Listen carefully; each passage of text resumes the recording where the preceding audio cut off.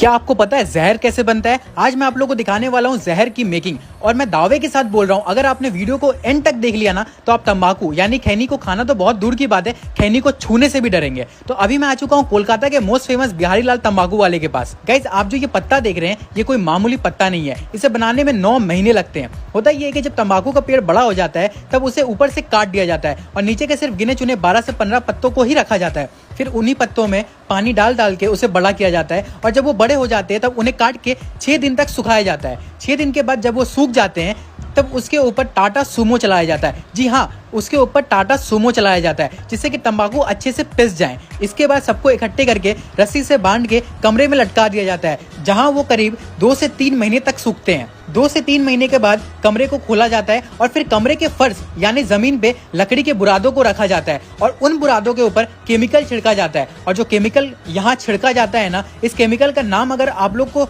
बता दूं तो आपके पैरों तले जमीन खिसक जाएगी। यहाँ एमोनिया का यूज किया जाता है। ये वही केमिकल है जो घर के साफ सफाई करने वाले चीजों में डलते हैं। अब आप खुद समझ लीजिए कि ये कितना ज्यादा हानिकारक है। अगर आसान भाषा में बोलूं तो आप समझ लीजिए कि अगर आप खैनी खा रहे हैं तो इसका मतलब ये है कि आप घर के साफ सफाई करने वाले एसिड को खा रहे हैं। लकड़ी के बुरादों में अमोनिया को मिक्स करके उनमें आग लगा दिया जाता है और कमरे को फिर से बंद कर दिया जाता है। इससे होता ये है कि बुरादे के आग से जो केमिकल मिला हुआ धुआं निकलता है वो तंबाकू के पत्तों में मिल जाता है। उससे इन पत्तों में फ्लेवर और निकोटिन का मात्रा बढ़ जाता है। फिर 2 महीने के बाद कमरे को खोला जाता है और फिर उन पत्तों को पानी में डुबाया जाता है जिससे कि उसके अंदर से झाग निकल जाए।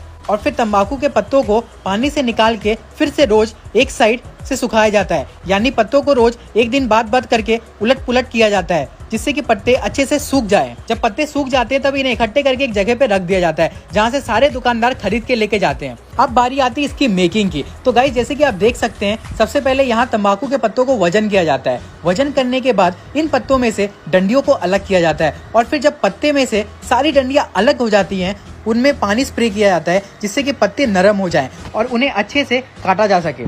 फिर इन्हीं पत्तों का एक गुच्छा बना के उन्हें मशीन में डाला जाता है और फिर उन्हें काटा जाता है। अब आप ये सोच रहे होंगे कि इन्हें तो चाकू से भी काटा जा सकता है, लेकिन मशीन से ही क्यों काटा जा रहा है? गाइस, मैं आप लोगों को बता दूं, इसे काटने का एक तरीका होता है और अगर इन्हें काटने में जरा से भी ऊंच नीच हो गई तो खैनी का टेस्ट खराब हो जाएगा।